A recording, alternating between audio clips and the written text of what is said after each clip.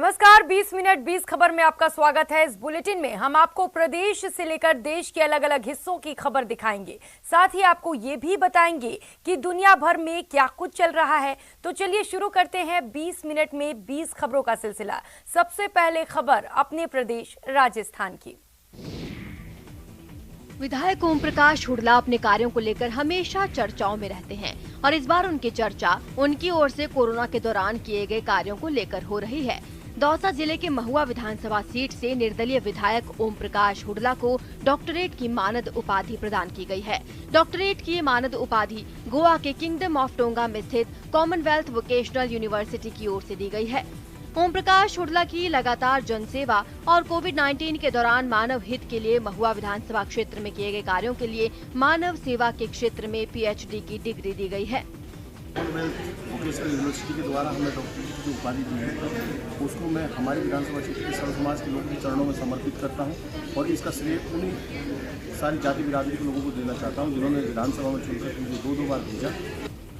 आपको बता दें, कोरोना काल के दौरान हुडला को फोन घुमाओ, घर बैठे दवा और भोजन पाओ मुहिम की खूब चर्चा हुई थी। उन्होंने फ्री में खाने से लेकर गरीब मजदूरों और जरूरतमंदों को जिस तरह से दवा और दूसरी जरूरी चीजें दी वो काबिले तारीफ है और उसी की वजह से उन्हें ये सम्मान मिला है। स्वामी विवेकानंद से जुड़ी चीजों से कौन रूबरू नहीं होना चाहेगा। झुंझुनू में खेतड़ी के म्यूजियम में स्वामी विवेकानंद की कई यादें और उनसे जुड़े तथ्य मौजूद हैं। उन्हीं की जानकारी लेने के लिए बीजेपी प्रदेश कार्य समिति सदस्य डॉक्टर शालिनी तोमर गरसा खेतड़ी पहुंची थीं। यहां उन्होंने स्वामी विवेकानंद से जुड़ी चीजों के साथ साथ राजा अजीत सिंह से जुड़े तथ्यों की भी जानकारी हासिल की। आपको बता दें, स्वामी विवेकानंद अपने जीवन काल में 3 बार खेतड़ी आए थे। खेतड़ी को स्वामी विवेकानंद अपना दूसरा घर और यहाँ के राजा अजीत सिंह को अपना परम मित्र मानते थे। यहाँ आने पर बीजेपी प्रदेश कार्य समिति के सदस्य डॉक्टर शालिनी तोमर गरसा का खास अभिनंदन भी किया गया। आज मुझे ये परम सौभाग्य प्राप्त हुआ है कि मैं वीरों की धरती झुंझुनू में और स्वामी विवेकानंद जी की धरती खेतड़ी में आज मेरा आना हुआ। मैं अपने आप को बहुत ही गौरवान्वित महसूस करती हूँ।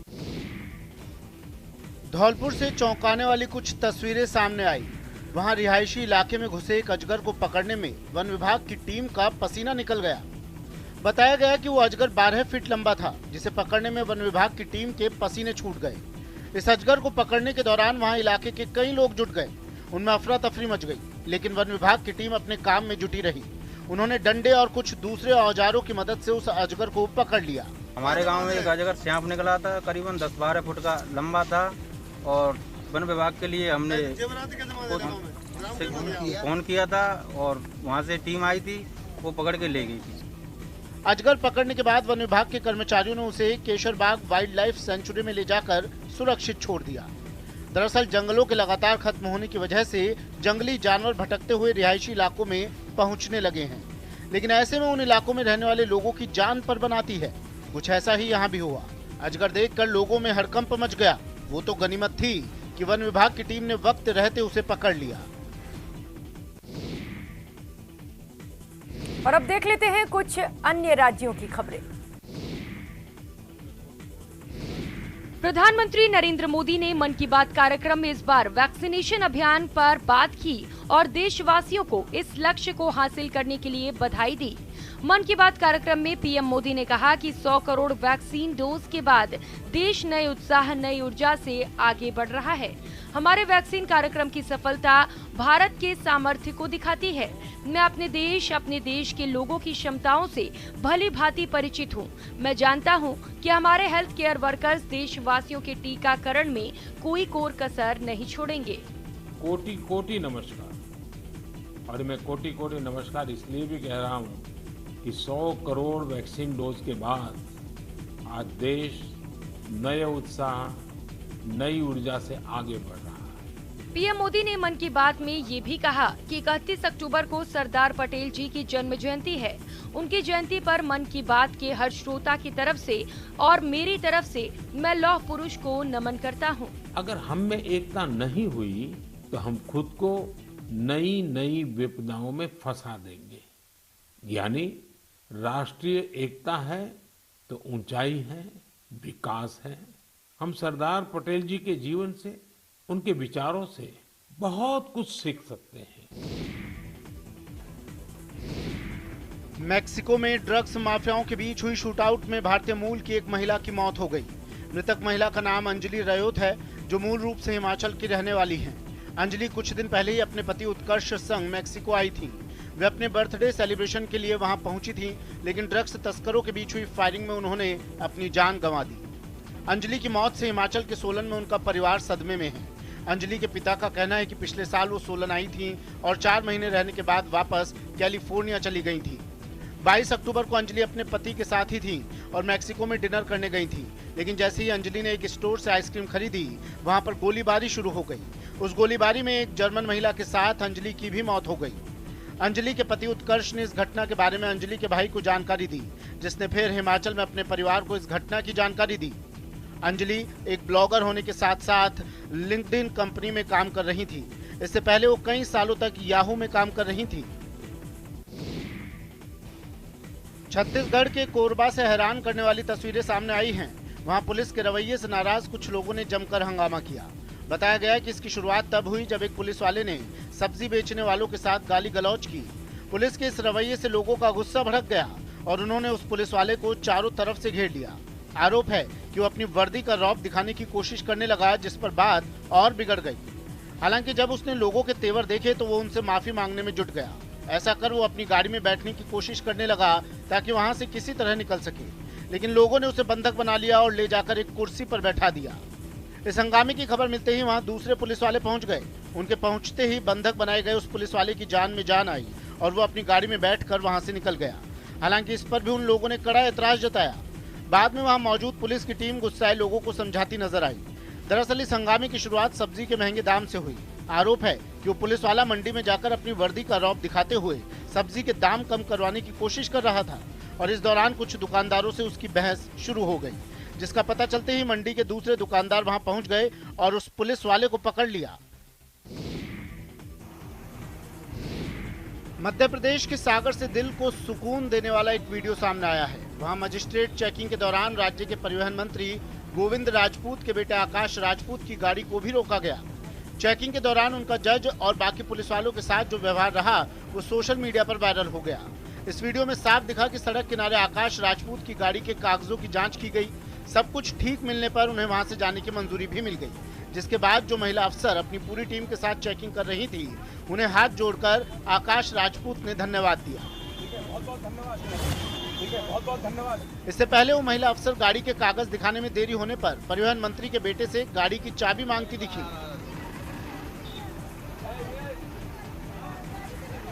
दरअसल एक दिन पहले शहर के अलग अलग हिस्सों में गाड़ियों को रोककर उनके दस्तावेजों की जांच की जा रही थी। इसी कार्रवाई के दौरान एक जगह आकाश राजपूत को भी रोका गया, जिसमें उन्होंने उस टीम का पूरा सहयोग किया। मजिस्ट्रेट चेकिंग के दौरान बाकी सभी लोगों की तरह आकाश राजपूत को भी रोका गया।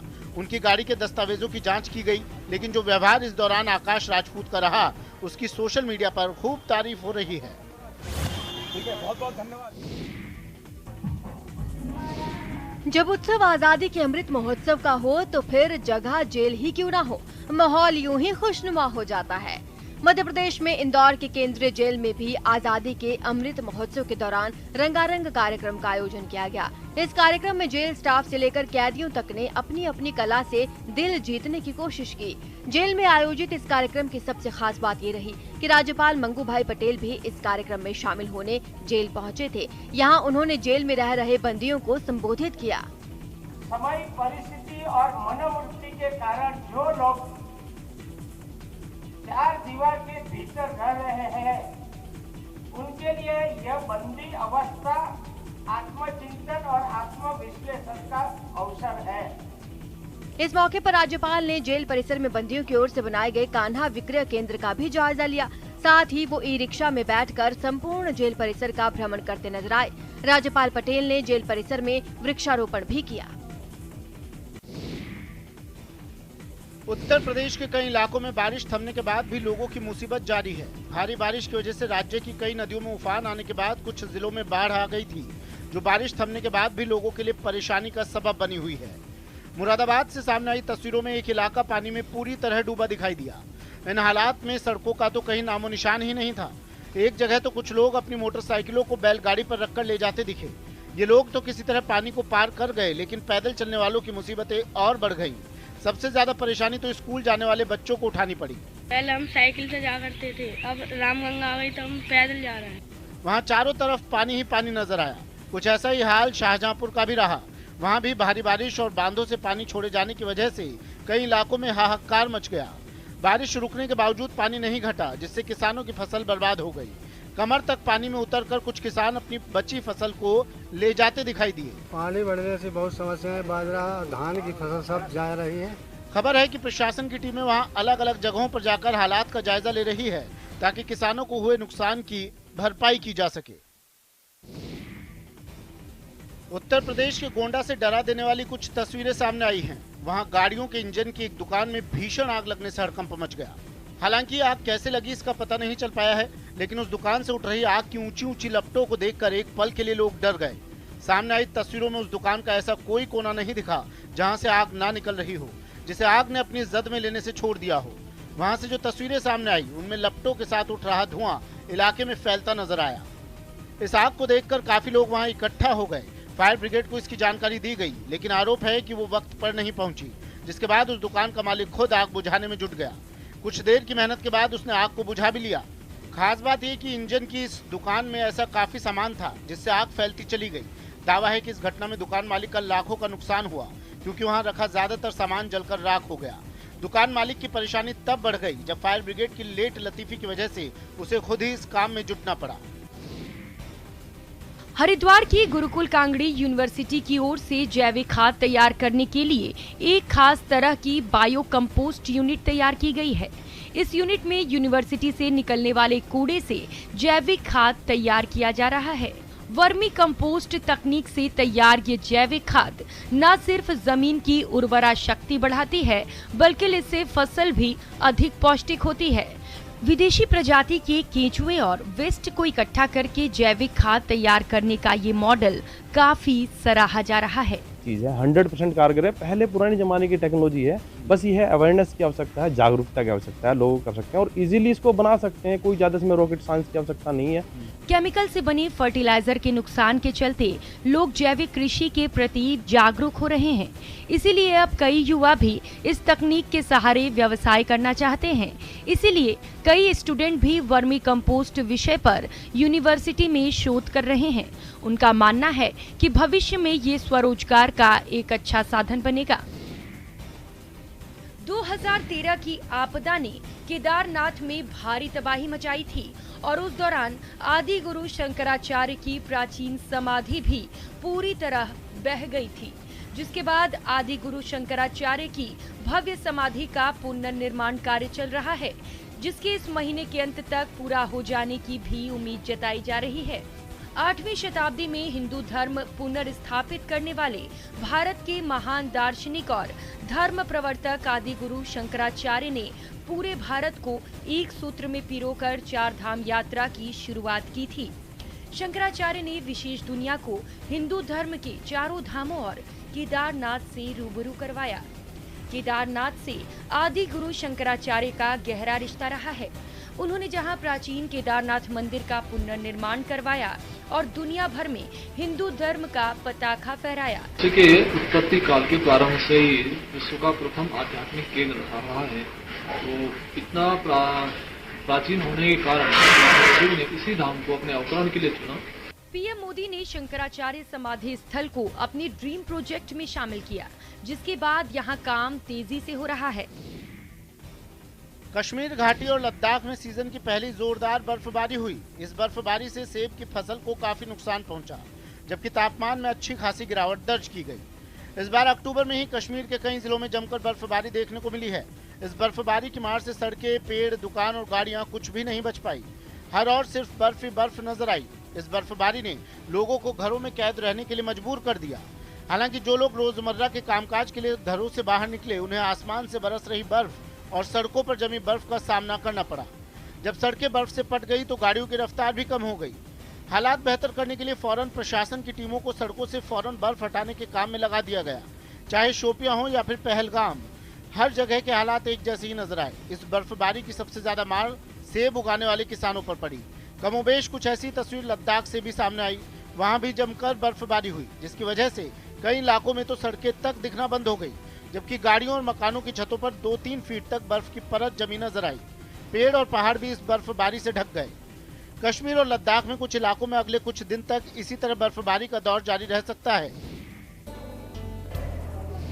ओलंपियन नीरज चोपड़ा से लेकर रुपहले पर्दे के कटप्पा तक, सूर्यवंशम के अमिताभ बच्चन से लेकर अजय देवगन के फौजी अवतार तक, शिवाजी से लेकर कोरोना वॉरियर तक, जो भी देखेंगे आप देखते रह जाएंगे। यकीन करना मुश्किल हो जाएगा कि ये 3D पेंटिंग और पोस्टर नहीं बल्कि सूखे रंगों से बनी रंगोली है। जी हाँ, रंगोली। 1-2 नहीं, पूरे 125 रंगोली से सजी ये तस्वीरें गुजरात में राजकोट के अजंता आर्ट गैलरी से आई हैं। बताया जा रहा है दिवाली के मौके पर यहाँ रंगोली प्रतियोगिता का आयोजन किया गया, जिसमें 77 कलाकारों ने 125 रंगोलियां बनाकर अपने हुनर का प्रदर्शन किया। खास बात ये रही कि सभी 125 रंगोली अलग अलग साइज और अलग अलग पैटर्न पर बने थे। बिगिनर्स हैं जिन्होंने शायद रंगोली के कलर पहली बार टच किए, उन लोगों ने भी काफ़ी अच्छा प्रयास किया है। नेचुरल सीन्स बनाए हैं और कई सारे पोर्ट्रेट्स और ऐसा सब बनाया है, तो हमें ये आशा है कि राजकोट की जनता को ये हमारा प्रयास अच्छा लगेगा। इसमें 77 लोगों ने पार्टिसिपेट किया है, छात्रों ने, और 125 रंगोली इसमें बनाई है। अलग अलग थीम पे काम कर रहे हैं। फुटबॉल के मैदान में जब लड़कियों ने अपना दांव दिखाया तो देखने वाले देखते रह गए। ऐसा लगा ही नहीं ये वो दिल्ली है जहां फुटबॉल नाम मात्र का खेला जाता है। दरअसल महान फुटबॉलर पेले की जयंती पर दिल्ली के डॉक्टर अंबेडकर स्टेडियम में फुटबॉल दिल्ली ग्रासरूट डे का आयोजन किया गया। इस आयोजन का मकसद महिला फुटबॉल को प्रोत्साहित करने के साथ साथ लड़कियों को सशक्त बनाना भी है। फुटबॉल दिल्ली ग्रासरूट डे के आयोजन के मौके पर अलग अलग उम्र की लड़कियों ने फुटबॉल के मैदान पर अपना जलवा दिखाया। इस दौरान इन लड़कियों ने अपनी व्यक्तिगत कौशल और प्रतिभा का भी प्रदर्शन किया। देखो, इसका मेन मकसद यह है कि हम फुटबॉल को कैसे बढ़ावा दें और ज़्यादा से ज़्यादा बच्चियां इसमें खेलें, और क्योंकि फुटबॉल जो है हम ऐसे एसोसिएशन हम ये चाहते हैं कि खाली लड़के ना खेलें। Especially after Corona, it's very exciting to see all the children out. This is the way it should be, and I'm really happy to see that things are coming back to normal. 20 minute 20 खबर में अब बात कर लेते हैं international खबरों की। दुनिया की सबसे ऊंची इमारत बुर्ज खलीफा पर जो रंग चढ़ा है वो रंग है भारत के तेलंगाना के परंपरागत त्योहार बाथुकम्मा का। दुबई में दुनिया की सबसे ऊंची बिल्डिंग बुर्ज खलीफा पर जब बाथुकम्मा से जुड़े स्लोगन और जय हिंद की लाइनें नजर आई तो तेलंगाना का त्योहार ग्लोबल हो उठा। बुर्ज खलीफा पर बाथुकम्मा का ये रंग निजामाबाद के MLC कलवा कुंतला कविता की वजह से हुआ। आपको बता दें, कलवा कुंतला किता तेलंगाना के मुख्यमंत्री के चंद्रशेखर राव की बेटी हैं और वो जागृति नामक संगठन का नेतृत्व करती हैं। कविता ने ही राज्य की संस्कृति को वैश्विक स्तर पर लाने के लिए ये कदम उठाया है। कविता का संगठन जागृति तेलंगाना में सांस्कृतिक जागरूकता फैलाने के लिए काम करता है। आपको बता दें, नवरात्रों के दौरान तेलंगाना में बाथुकम्मा त्योहार मनाया जाता है। इस त्योहार में तरह तरह फूलों को मंदिरों के गोपुरम के आकार में सजाया जाता है। बाथुकम्मा त्योहार महाल्या से शुरू होकर अष्टमी तक मनाया जाता है। पाकिस्तान के लाहौर में एक रैली के दौरान भड़की हिंसा में 2 पुलिस वालों की मौत हो गई, जबकि कई लोग घायल हो गए। ये रैली इस्लामिक संगठन तहरीक लब्बैक ने निकाली, जो राजधानी इस्लामाबाद जाने के लिए अड़ी थी, लेकिन पुलिस ने उनके रास्ते में बड़े बड़े कंटेनरों की दीवार खड़ी कर दी, जिस पर रैली में शामिल लोग भड़क गए और उन्हें हटाने के लिए अपनी पूरी ताकत झोंकने लगे। हजारों की तादाद में तहरीक लब्बैक के समर्थक इस्लामाबाद जाने की जिद करते दिखाई दिए।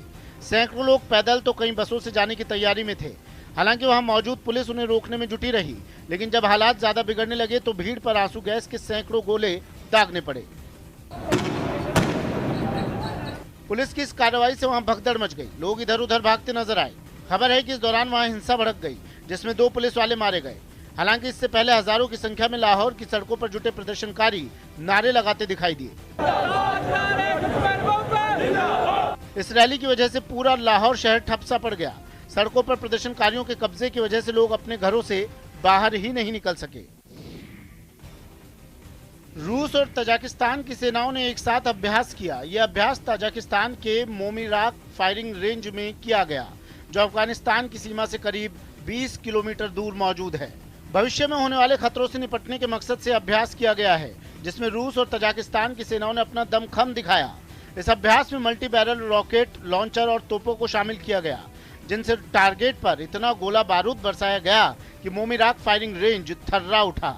साथ ही अभ्यास के दौरान आधुनिक टैंक भी उबड़ खाबड़ और पथरीले रास्तों पर फुर्ती से आगे बढ़े और टारगेट पर सटीक निशाना लगाकर अपनी ताकत का प्रदर्शन किया।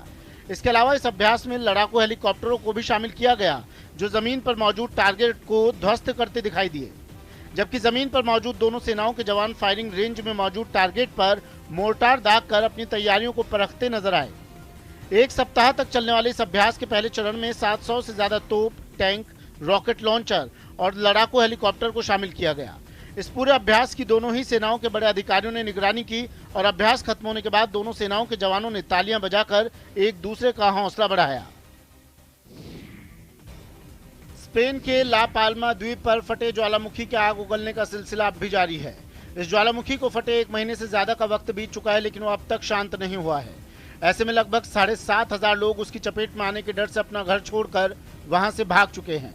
लेकिन ये ज्वालामुखी है कि शांत होने का नाम ही नहीं ले रहा है, बल्कि एक दिन पहले उसके आग उगलते 2 मुहाने आपस में मिलकर एक हो गए, जिसके बाद उस ज्वालामुखी से पूरी ताकत से लावा फूटने लगा। वहां से जो तस्वीरें सामने आई उनमें किसी फव्वारे की तरह ज्वालामुखी से लावा निकलता नजर आया। इस ज्वालामुखी के लगातार आग उगलने की वजह से जमीन पर लावा की नदी बहती दिखाई दी। नदी भी कोई छोटी मोटी नहीं, बेहद लंबी, जिसमें प्यास बुझाने वाला पानी नहीं बल्कि उसके रास्ते में आने वाली हर चीज को राख करने वाला लावा दिखा। ज्वालामुखी के शांत नहीं होने से लावा की ये नदी लगातार बढ़ती जा रही है। वहां से सामने आई कुछ दूसरी तस्वीरों में ज्वालामुखी से बड़ी मात्रा में धुआं निकलता नजर आया। यही वजह रही कि 2 दिन पहले भी सैकड़ों लोग वहां से सुरक्षित जगहों पर पहुंचाए गए। स्पेन का ला पाल्मा ज्वालामुखी कब शांत होगा, यह भूगर्भ वैज्ञानिक भी नहीं समझ पा रहे हैं, जबकि वहां ज्वालामुखी का लावा अब तक 2000 से ज्यादा एकड़ के इलाके में फैल चुका है। स्पेन के कुछ इलाकों में हुई भारी बारिश ने लोगों की मुश्किलें बढ़ा दी, जिसकी कुछ तस्वीरें एलिकांते से भी सामने आई हैं। वहां इतना पानी बरसा कि शहर के कई इलाके पानी में डूबे नजर आए। वहां से जो तस्वीरें सामने आई उनमें सड़कें तो सड़कें, इमारतों के अंदर भी पानी घुसा दिखा। एक तस्वीर में तो इमारत में मौजूद चीजें पानी के साथ बहती नजर आई। कुर्सियां और मेजों को पानी अपने साथ यूं बहा ले गया जैसे हल्के फुल्के फूल हों। ये मंजर देखकर वहां मौजूद लोग घबरा गए। बाढ़ की वजह से वहां की सड़कों ने नदी की शक्ल ले ली। उन्हें देखकर यह पता लगाना मुश्किल दिखा कि पानी के कुछ फीट नीचे कंक्रीट की सड़कें होंगी। ऐसे में लोगों का अपने घरों से निकलना नामुमकिन सा हो गया। वहां से सामने आई कुछ दूसरी तस्वीरों में गाड़ियां पानी में डूबी दिखी। स्पेन के कुछ इलाकों में 2 दिन पहले हुई तेज बारिश ने वहां बाढ़ के हालात बना दिए, जिनमें लोगों की परेशानी बढ़ गई। बाहर तो बाहर पानी ने लोगों के घरों में घुसकर उनकी रातों की नींद उड़ाकर रख दी है।